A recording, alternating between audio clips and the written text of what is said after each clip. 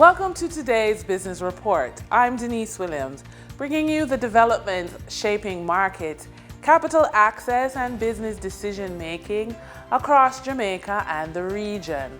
Let's get into the stories that matter. VM Building Society, VMBS, has launched the VMBS Realtor Mortgage Advantage last Friday to help realtors with variable income qualify for first-time and investor mortgages. According to Latoya Williams, Assistant Vice President for Lending Solutions and Business Services, the program is a deliberate response to a long-standing gap in the market. And I quote, "Licensed realtors play a critical role in enabling home ownership and property investment across Jamaica. Yet many face challenges accessing traditional mortgage financing due to the variable and commission-based nature of their income. The Realtor Mortgage Advantage is specially designed to accommodate non-traditional income schedules while maintaining our credit discipline," end quote, Williams said. It also builds on VMBS's long-standing relationship with the realtor community, which began officially in 2017 with the establishment of the annual Win with VM referral program, providing realtors with special commission for referring clients to VMBS for mortgage financing. Forbes magazine top futurist Dr. Claire Nelson discusses how the Jamaica Stock Exchange can take the lead on funding climate change projects through financial innovation. Dr. Claire, how can the JSC position itself as a climate change financing leader? I think JSC really has to move more assertively towards looking at the new financial instruments that will be needed for companies both large and big in the region to be able to weather the storms. So we've heard a lot about climate finance. We come out of COP and we hear about money being put aside. Most of us doesn't know where it's going, but certainly I think Jamaica Stock Exchange may be able to create green bonds or blue bonds in this case as well, dealing with the ocean and the resilience around those spaces. We talk about resilience bonds, but some ways of creating the conditions for insurance companies and banks who will then have to be on lending money to support climate mitigation adaptation, so the hardening before the disaster as well as the fixing after the disaster. But I want to add something. I'm also highly interested in Jamaica's social stock exchange.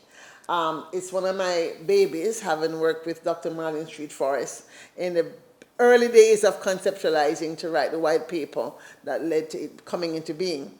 I really am disappointed it hasn't really come up to where I think it should be. But I think now with Melissa, we have a really great opportunity to also create a new kind of instrument that allows those people interested in patient capital and social impact capital to create new instruments as well that will allow for the social infrastructure that nobody really wants to invest in, for the small farmers that are very hard to get to, for the cooperatives that are being damaged, the fishing boats that are not insured have been damaged, to also get some relief. And I think we, having been, quote unquote, top stock exchange twice in the world, should have some bright minds here, I think, that could design some new instruments and benefit from the multilateral financiers that are very interested in this issue and want to support innovative financing mechanisms. All right, so for the call is for the Jamaica Stock Exchange to look at green bonds, blue bonds. So green bonds is land, blue bonds is ocean water context, resilience bonds, and social impact investing for smaller, vulnerable members of the population. Exactly. All right. Thank you, Dr. Nelson. For the trading period of January 26, 2026, the most actively traded securities were Trans-Jamaican Highway Limited with 8,294,417 units, or 24.82% of market sales activities. Kintyre Holdings Jamaica Limited with 3,748,506 units, or 11.22% of market sales activity. Atlantic Hardware and Plumbing Company Limited with 3,641,761 units, represents 10.9% of market sales activities. Investor activity remained concentrated in transportation, construction, and distribution plays, signaling continued interest in dividend-producing and strategic assets. Turning to the foreign exchange market, based on Bank of Jamaica data for January 26, 2026, Forex traders recorded significant activity with strong demand across major currencies. For the US dollar, trading margins reflected steady liquidity, with the US selling at $157.55 and buying at $155.87. For the Canadian dollar, moderate gains supported by $6.27 transaction spread.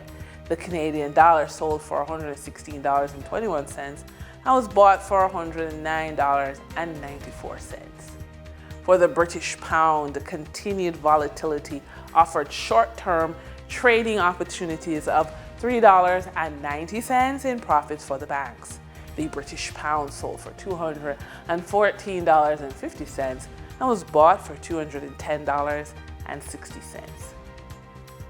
These movements underscore the importance of cash flow timing and currency awareness for businesses managing import costs, debt servicing, or overseas exposure. For our credit report tip of the day, climate change demands financial readiness, and credit is one of the most practical tools for acting before and after disruption.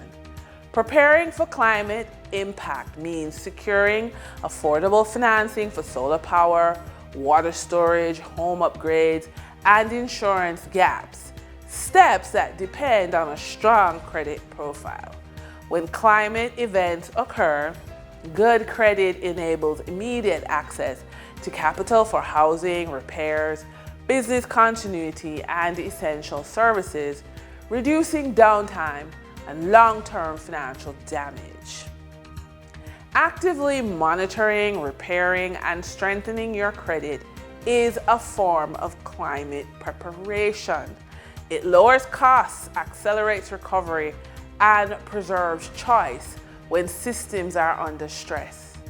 In a climate-volatile economy, clean credit is not optional, it is operational infrastructure for resilience. In our funded and focused features, in securing new sources of funding, government contracts are a legitimate route. Understand that government entities assess whether a business has the financial strength to deliver a contract. Annual turnover, cash flow, and financial stability must align with contract value. Your financial statements are the key to know how a business can evaluate whether they can responsibly bid on a contract and how to present financial capacity clearly to procurement officers. As an example, early on, our client Trevon did everything himself, which led him to overestimate what his cash flow could handle. A financial review showed where he needed growth before bidding on larger projects, preventing a costly overreach. And that's today's business report. I'm Denise Williams, bringing clarity to capital markets and strategy. Until next time, stay informed, stay intentional, and keep building forward. See you soon.